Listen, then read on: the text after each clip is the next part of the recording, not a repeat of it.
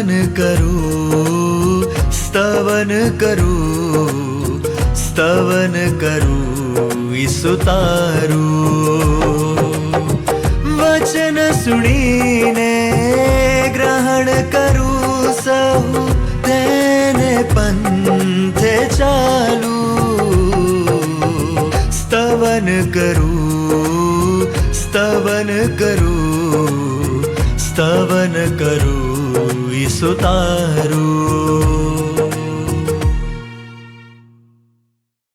નમસ્કાર પ્રિય દર્શકો, સ્તવન બાઇબલ અભ્યાસ કાર્યક્રમમાં હું આપનું હાર્દિક સ્વાગત કરું છું. મિત્રો, આપને યાદ હશે કે હાલમાં આપણે તિમોથીના પહેલા પત્ર પર અભ્યાસ કરી રહ્યા છીએ અને આજે આપણે તેના અંતિમ વિભાગનો અભ્યાસ કરવા જઈ રહ્યા છીએ. આ વિભાગના છેલ્લા અધ્યાયમાં સંત પાઉલ કેટલીક સૂચનાઓ આપે છે જે નાણાં અને જુઠ્ઠા શિક્ષણ સંબંધિત છે. તે સાથે તે આપણને કેટલીક વ્યક્તિગત અને વ્યવહારુ સૂચનાઓ પણ આપે છે. મિત્રો, ઈશ્વરના વચનોનો અનાદર કરવો એ અભિમાન કે અહંકારથી ભરેલું છે. ઈશ્વરનું વચન આપણને નમ્રતા શીખવે છે અને જો આપણે નમ્ર ન બનીએ તો આપણે ક્યારેય ઈશ્વરને સ્વીકાર્ય બની શકીશું નહીં. અહીં સંત પાઉલ તિમોથીને પણ એ જ વાત કહે છે. ઈશ્વરના માટે આપણું અંગત જીવન મહત્વપૂર્ણ છે. તો ચાલો આજના અભ્યાસમાં આગળ વધીએ.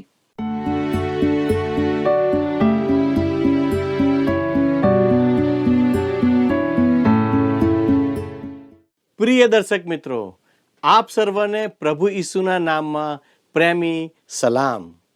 હું આશા રાખું છું કે તમે બધા સ્તવન કાર્યક્રમ દ્વારા બાઇબલના વચનો શીખી રહ્યા છો અને તમારા જીવનોમાં આશીર્વાદ પ્રાપ્ત કરી રહ્યા છો.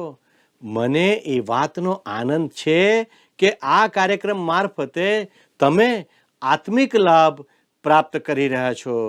જો આજે કોઈ દર્શક મિત્ર એવા છે કે જે પ્રથમવાર આ કાર્યક્રમ નિહાળી રહ્યા છે તો તેમને હું જણાવવા માગું છું કે આ એક બાઇબલ અભ્યાસ કાર્યક્રમ છે જેમાં આપણે ઈશ્વરના વચનોનો ક્રમબદ્ધ રીતે અભ્યાસ કરીએ છીએ અને શીખીએ છીએ. મિત્રો, આ દિવસોમાં આપણે બાઇબલના નવા કરારમાંથી સંત પાઉલના તિમોથીના પહેલા પત્ર પર અભ્યાસ કરી રહ્યા છીએ. આજે આપણે 6થા અધ્યાયનો અભ્યાસ કરીશું જેનો વિષય છે મંડળીના પદાધિકારીઓની ફરજો કે જવાબદારીઓ. આ અધ્યાયમાં સંત પાઉલ મંડળીના પદાધિકારીઓની ફરજો વિશે પોતાના પુત્ર સમાન તિમોથીને વિશેષ સૂચના આપે છે. પ્રથમ 2 કલમોમાં તે વિશ્વાસીઓ સાથેના સંબંધોમાં પદાધિકારીઓએ કેવી રીતે પોતાની ફરજો બજાવવી તે વિશે તથા અન્ય લોકો સાથે વિશ્વાસીઓના સંબંધો વિશે શીખવે છે. તો આવો પહેલો તિમોથી તેનો 6થો અધ્યાય 1 અને 2 કલમ વાંચીએ. જેટલા દાસ ઝૂંસરી તળે છે તેટલાએ પોતાના શેઠોને પૂરા માન યોગ્ય ગણવા, જેથી દેવના નામની તથા ઉપદેશની નિંદા ન થાય. જેઓના શેઠો વિશ્વાસી છે એ શેઠો ભાઈઓ છે, તે કારણથી તેઓને તેમને તુચ્છ ન ગણવા, પણ તેમની ચાકરી વિશેષ ખંતથી કરવી. કેમ કે જેઓને સેવાનો લાભ મળે છે તેઓ વિશ્વાસી તથા પ્રિય ભાઈઓ છે. એ વાતો તેઓને શીખવ તથા સમજાવો. પ્રિય મિત્રો, અહીં સંત પાઉલ દાસો કે નોકરો અથવા માલિકો અને કર્મચારીઓ વચ્ચેના સંબંધ વિશે જણાવે છે. એક વિશ્વાસી વ્યક્તિએ તે ગમે તે કાર્ય કે નોકરી કરતો હોય તેણે આખો દિવસ કામ કરવું જ જોઈએ. જો તેણે 5 વાગ્યા સુધી કામ કરવાનું વચન આપ્યું હોય તો તેણે ખરેખર 5 વાગ્યા સુધી કામ કરવું જ જોઈએ. ઘણી વખત કામદારો તેમનું કામ પૂરું કરતા નથી, પણ એક વિશ્વાસીએ મન લગાવીને સમગ્ર દિવસ દરમિયાન કામ કરવું જોઈએ અને તેના બદલામાં તેને જે તે દિવસનો પૂરેપૂરો પગાર મળવો જોઈએ. ઘડિયાળ તરફ જોવાને બદલે તેણે કામ તરફ લક્ષ્ય આપવું જોઈએ. મિત્રો, હવે કલ્પના કરો કે એક વિશ્વાસી વ્યક્તિનો બોસ પણ જો વિશ્વાસી હોય તો આ બાબત તેમના સંબંધોને એક અલગ આધાર પર મૂકે છે. તે તેમને કોઈ પણ પ્રકારના વિશેષ કરારથી ઉપર લઈ જાય છે. હું એક કંપનીને જાણું છું જેનો માલિક વિશ્વાસી છે અને તે ઘણા વિદ્યાર્થીઓને પણ રોજગારી આપે છે. મને તે કંપનીમાં તેઓની સાથે વાત કરવાનો લહાવો મળ્યો હતો. તેઓને અમુક સમય આરામનો આપવામાં આવતો અને તે સમયનો પગાર કામદારોને ચૂકવવામાં આવતો હતો. ત્યાંનું વાતાવરણ ખૂબ અદ્ભુત હતું અને મેં મેનેજમેન્ટની તેના માટે પ્રશંસા કે કદર કરી હતી. તેઓએ જવાબ આપ્યો, અમારી કદર કરશો નહીં. અમને લાગે છે કે આ વિશ્વાસી લોકો બીજા કરતાં વધુ સારા કામદારો છે. વહાલા દર્શક મિત્રો, આ એક દ્વિમાર્ગી સંબંધ છે. તેઓ એટલા અદ્ભુત કર્મચારીઓ છે કે તેઓ પોતાની નહીં પણ બીજાની પ્રશંસા કરે છે. આવો 1 તિમોથી 6:3-5 કલમ વાંચીએ. જે કોઈ જુદો ઉપદેશ કરે અને આપણા પ્રભુ ઈસુ ખ્રિસ્તના સત્ય વચનોને તથા ભક્તિભાવને અનુસરતા ઉપદેશને માન્ય કરતો નથી, તે મગરૂર તથા અજ્ઞાન છે અને વાદવિવાદ તથા શબ્દવાદમાં મજા માને છે. તેઓથી અદેખાઈ, વઢવાડ, નિંદા તથા ખોટા વહેમ ઉત્પન્ન થાય છે. તેમજ ભ્રષ્ટમતીના સત્ય જ્ઞાન રહિત અને ભક્તિભાવ કમાઈનું સાધન છે એમ માનનારાઓમાં નિત્ય કજિયા થાય છે. વહાલા દર્શક મિત્રો, ઈશ્વરના સેવા કાર્યમાં કેટલાક ઘમંડી અને અભિમાની માણસો હોય છે અને તેઓ ખરેખર મુશ્કેલી ઊભી કરતા હોય છે. અભિમાન હંમેશા મુશ્કેલીનું કારણ બને છે અને તે ઈશ્વરના સંતાનો માટે શોભતું નથી. આપણે સ્વીકારવું જોઈએ કે આપણે ઈશ્વરની કૃપાથી ઉદ્ધાર પામેલા પાપી માણસો છીએ. અભિમાન કે અહંકાર હંમેશા ખતરારૂપ હોય છે. તેમાં આપણા વર્તનનું, આપણી જાતિનું, આપણા સુંદર ચહેરાનું, આપણી સુંદરતાનું અભિમાન હોઈ શકે. કેટલાક લોકો તો એ વાત પર પણ ગર્વ અનુભવે છે કે તેઓ ઈશ્વરની કૃપાથી તારણ પામેલા છે. પણ મારા મિત્ર, આપણી પાસે નમ્રતા દેખાડવા માટે ઘણું બધું છે. આપણે પાપીઓ છીએ અને આપણે ઈશ્વરની કૃપાથી ઉદ્ધાર પામ્યા છીએ. હવે આપણે 1 તિમોથીના 6 અધ્યાયની 6 કલમ વાંચીએ. પણ સંતોષ સહિતનો ભક્તિભાવ એ મોટો લાભ છે. મિત્રો, ઈશ્વરના સંતાનો તરીકે આપણા જીવનોમાં જે પરિસ્થિતિ હોય તેમાં સંતોષ મેળવવો તે મહત્વપૂર્ણ છે. એટલે કે સંતોષ સહિતનો ભક્તિભાવ એ મોટો લાભ છે. હવે 7મી કલમ જુઓ મિત્ર. કેમ કે આપણે આ જગતમાં કંઈ લાવ્યા નથી અને તેમાંથી કંઈ પણ લઈ જઈ શકતા નથી. મિત્રો, અહીં આપણા માટે એક સાચો સિદ્ધાંત છે. જ્યારે એક કરોડપતિ મરણ પથારીએ હતા ત્યારે તેમના વારસદારો તેમના રૂમની બહાર રાહ જોઈ રહ્યા હતા. જ્યારે ડૉક્ટર અને વકીલ આખરે રૂમમાંથી બહાર આવ્યા ત્યારે તેઓએ આતુરતાપૂર્વક પૂછ્યું, તેઓ કેટલા નાણાં મૂકીને ગયા છે? ત્યારે વકીલે કહ્યું, તેમણે બધું જ અહીં છોડી દીધું અને તેઓ પોતાની સાથે કંઈ પણ લઈ ગયા નથી. હા મિત્રો, આપણે આ દુનિયામાં ખાલી હાથે આવ્યા છીએ અને ખાલી હાથે તેને છોડીને જવાના છીએ. આ જ કારણ છે કે ઈશ્વરના બાળક તરીકે આપણે આપણા નાણાં ઈશ્વરના કાર્ય માટે વાપરવા જોઈએ. વસિયતનામું બનાવવું યોગ્ય છે, પરંતુ તેનો ઘણીવાર દુરુપયોગ પણ થાય છે. કોઈએ કવિતામાં કહ્યું છે કે જ્યારે તમે જીવતા હોય ત્યારે દાન આપો તો તમને ખબર પડશે કે તે ક્યાં જઈ રહ્યું છે. ઈશ્વરના બાળકે ખાતરી કરવી જોઈએ કે તેઓએ એક યા બીજી રીતે ઈશ્વરના કાર્યને ટેકો આપવાનો છે. 1 તિમોથી 6:8 અને 9 લખ્યું છે, પણ આપણને જે અન્ન વસ્ત્ર મળે છે તેઓથી આપણે સંતોષી રહીએ. પણ જેઓ ધનવાન થવાની ઈચ્છા રાખે છે તેઓ પરીક્ષણમાં, ફાંદામાં તથા ઘણી મૂર્ખ તથા નાશકારક તૃષ્ણામાં પડે છે કે જેઓ માણસોને વિનાશમાં તથા અધોગતિમાં ડૂબાવે છે. વાલા મિત્રો, યાદ રાખો કે આપણે મેળવેલી ધન સંપત્તિ આપણા જીવનમાં સંતોષ લાવી શકશે નહીં. હવે આપણે 6 અધ્યાયની 10મી કલમ વાંચીએ. કેમ કે દ્રવ્યનો લોભ સઘળા પ્રકારના પાપનું મૂળ છે.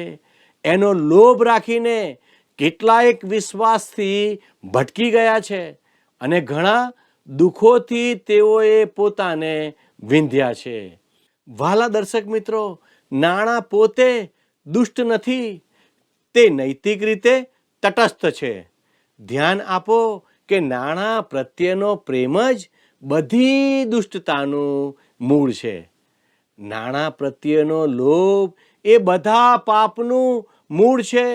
6 અધ્યાય 11મી કલમ જણાવે છે, પણ હે ઈશ્વર ભક્ત, તું તેઓથી નાસી જા અને ન્યાયપણું, ભક્તિભાવ, વિશ્વાસ, પ્રેમ, ધીરજ તથા નમ્રતા એઓનું અનુસરણ કર. વાલા દર્શકો, ઈશ્વરના સંતાનો તરીકે આપણે તો સારા સદ્ગુણો કેળવવા જોઈએ અને તે માટે પ્રયત્નશીલ પણ રહેવું જોઈએ. 1 તિમોથી 6 અને 12 લખ્યું છે, વિશ્વાસથી સારી લડાઈ લડ, અનંત જીવન ધારણ કર. એને સારું તને તેડવામાં આવ્યો છે અને એને વિશે તે ઘણા સાક્ષીઓની સમક્ષ સારો ઇકરાર કર્યો છે. ભલા મિત્રો, વિશ્વાસની સારી લડાઈ લડો. આ લડાઈ બાહ્ય, આંતરિક, શારીરિક કે આત્મિક હોઈ શકે છે. સંત પાઉલ લખે છે, અનંત જીવનને ધારણ કરી રાખો. મિત્રો, હું તમને એક પ્રશ્ન પૂછવા માંગુ છું. એક વિશ્વાસી હોવા બદલ તમારી ધરપકડ કરવામાં આવે અને કોર્ટમાં લાવવામાં આવે તો શું તમને દોષિત ઠરાવવા માટે પૂરતા પુરાવા હશે? સંત પાઉલ આ જ વાત કરી રહ્યા છે. અનંત જીવનને ધારણ કરી રાખો. તમારા જીવન દ્વારા જગતને જણાવો કે તમે ઈશ્વરનું સંતાન છો. વાલા દર્શક મિત્રો, હવે 1 તિમોથીના 6 અધ્યાયની 13 અને 14 કલમ વાંચીએ. જે દેવ સઘળાને સજીવન કરે છે તેની આગળ તથા ઈસુ ખ્રિસ્ત જેણે પોન્તિયુસ પિલાતની આગળ સારો ઇકરાર કર્યો તેની સમક્ષ હું તને આગ્રહપૂર્વક ફરમાવું છું કે આપણા પ્રભુ ઈસુ ખ્રિસ્તના પ્રગટ થતા સુધી તું નિષ્કલંક તથા દોષ રહિત રહીને આ આજ્ઞા પાળ. મિત્રો, ઈશ્વર બધી વસ્તુઓને જીવન આપનાર ઈશ્વર છે. તે આપણા જીવનદાતા છે. તેમના દ્વારા સર્વ પ્રાણીઓ જીવન પ્રાપ્ત કરે છે. તું નિષ્કલંક અને દોષ રહિત રહીને આ આજ્ઞા પાળ. એનો અર્થ એ છે કે સંત પાઉલે આપેલા આદેશોનું એવી રીતે પાલન કરવું તેથી તેના પર કોઈ દોષ કે ડાઘ ના લાગે અને તેની ટીકા ના થાય. મારા મિત્ર, જો તમે ખ્રિસ્તને અનુસરી રહ્યા છો તો તમે ઈશ્વરના સંતાનની જેમ વર્તશો. હવે 1 તિમોથી 6:15 અને 16 આ પ્રમાણે જણાવે છે, જે ધન્ય તથા એકલો સ્વામી છે તે રાજાઓનો રાજા તથા પ્રભુઓનો પ્રભુ છે. તે નિર્મિત સમયે એ પ્રગટ થવું દેખાડશે. તેને એકલાને અમરપણું છે. પાસે જઈ શકાય નહીં એવા પ્રકાશમાં જે રહે છે, જેને કોઈ માણસે જોયો નથી ને જોઈ શકતો પણ નથી. તેને સદાકાળ ગૌરવ તથા સામર્થ્ય હો. આમીન. વાલા મિત્રો, આ વચન જણાવે છે કે ઈશ્વર જ અવિનાશી છે અને તેમને એકલાને જ અમરપણું છે. ઈસુ ખ્રિસ્ત એકમાત્ર એવા છે જેમને મૃત્યુમાંથી મહિમાવાન શરીરમાં ઉઠાડવામાં આવ્યા છે. 1 તિમોથી 6:17-19 લખ્યું છે, આ સમયના ધનવાનોને તું આગ્રહપૂર્વક કહે કે તેઓ અહંકાર ન કરે અને દ્રવ્યની અસ્થિરતા પર નહીં, પણ જે દેવ આપણા ઉપભોગને સારું ઉદારતાથી સર્વ આપે છે તેના પર આશા રાખે. તેઓ ભલું કરે, ઉત્તમ કામોરૂપી સમૃદ્ધિ મેળવે અને ઉદાર તથા પરોપકારી થાય.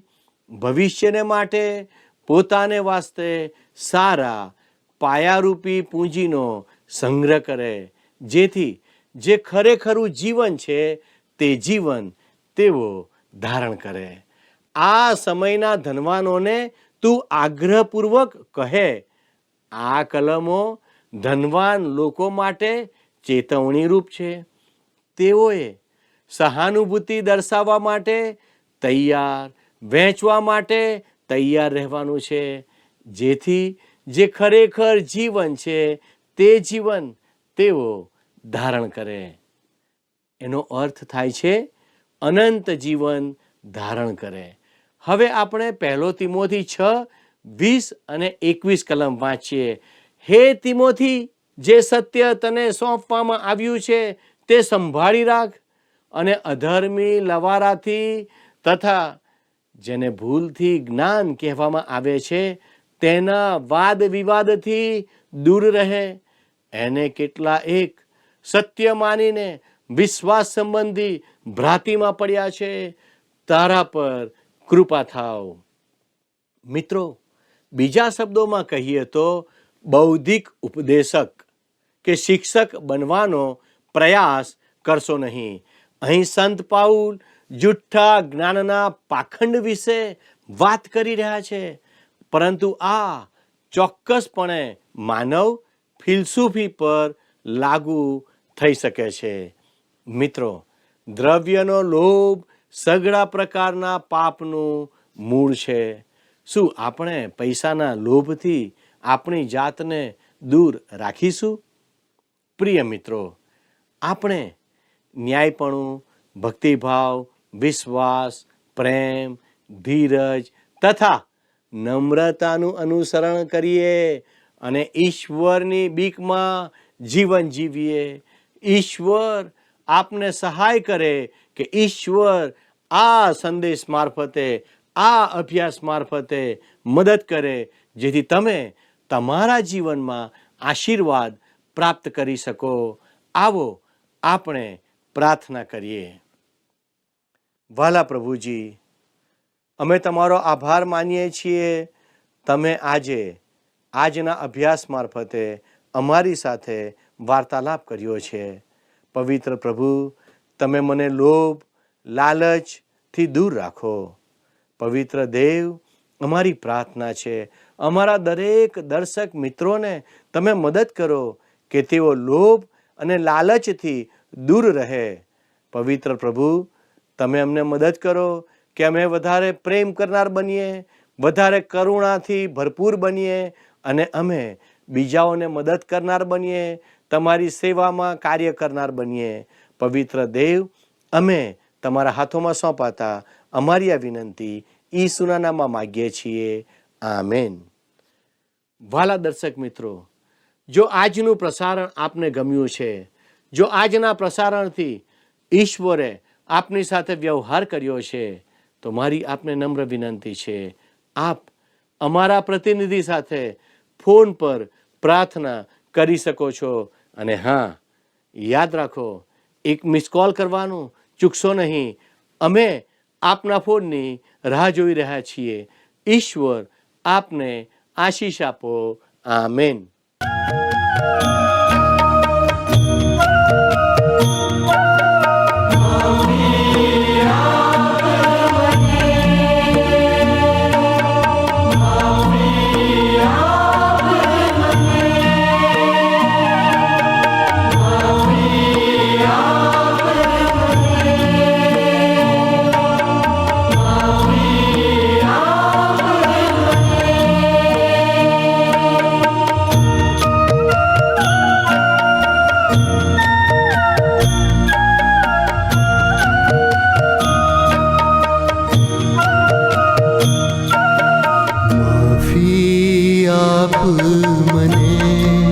પતિત છું, માફી આપ મને.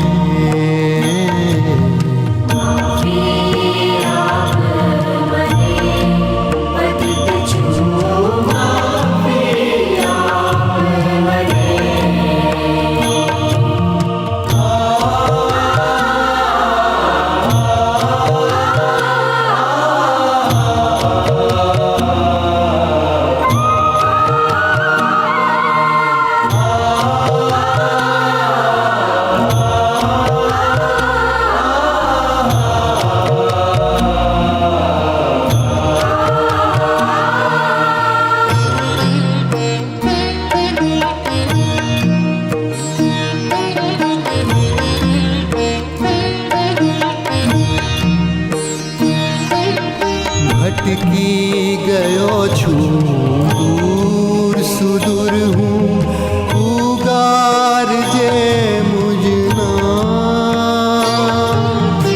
ભટકી ગયો છું, દૂર સુદૂર હું, ઉગારજે મુજના. ઉગારજે મુજના.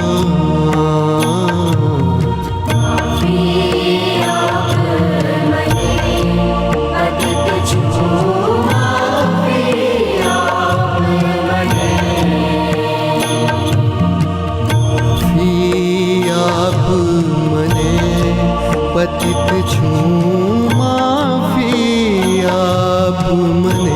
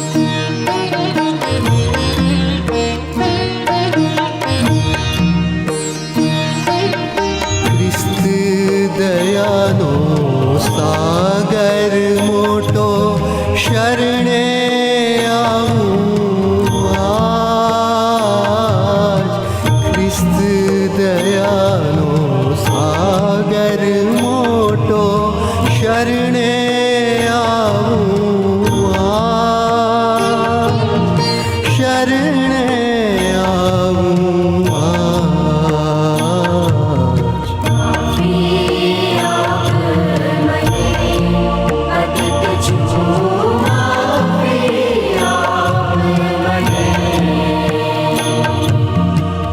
માફી આપ મને પતિત છું માફી આપ મને માફી આપ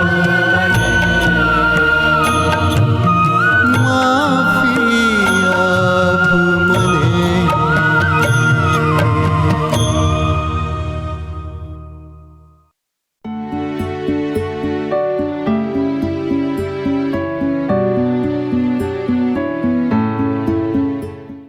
પ્રિય મિત્રો, આજના પાઠમાંથી સંત પાઉલ મારફતે ઈશ્વર આપણને ચેતવણી આપે છે કે નાણાં પ્રત્યેનો પ્રેમ તમામ પ્રકારની દુષ્ટતાનું મૂળ છે, જે કેટલાકને ઈશ્વર પરના વિશ્વાસથી દૂર લઈ જાય છે અને ઘણા દુઃખો લાવે છે. વિશ્વાસીઓને આવા પ્રકારના નાણાકીય લોભથી દૂર રહેવા અને તેના બદલે ન્યાયપણા, ભક્તિ, વિશ્વાસ, પ્રેમ અને નમ્રતાથી ચાલવા માટે પ્રોત્સાહિત કરવામાં આવે છે. તે આપણને યાદ અપાવે છે કે આપણે દુનિયામાં કંઈ લાવ્યા નથી અને તેમાંથી કંઈ લઈ જઈ શકતા નથી. સંત પાઉલ તિમોથીને વિશ્વાસની સારી લડાઈ લડવા અને શાશ્વત જીવનને પકડી રાખવા માટે પ્રોત્સાહિત કરે છે. મિત્રો, શું આજે તમે વિશ્વાસની સારી લડાઈ લડવા તૈયાર છો? હવે આજનો અમારો પ્રશ્ન છે, દરેક પ્રકારના પાપનું મૂળ શું છે? એ સત્તા, બી અભિમાન, સી દ્રવ્યલોભ, ડી લાલચ. મિત્રો, ગત પ્રશ્નનો જવાબ છે બી, સત્કર્મ માટે ખ્યાતિ પામેલી. વાલા મિત્રો, આજનું પ્રસારણ આપના જીવનમાં પરિવર્તન લાવવા મદદરૂપ બન્યું છે તો આપના પ્રતિભાવો અમને ચોક્કસ જણાવતા રહેજો. અમારો સંપર્ક નંબર છે 94 29 37 56 10 9429375610. તે સાથે આજના પ્રશ્નનો જવાબ પણ અવશ્ય આપજો. આભાર. શું તમને આ કાર્યક્રમ ગમ્યો? અત્યારે જ અમને મિસ કોલ કરો.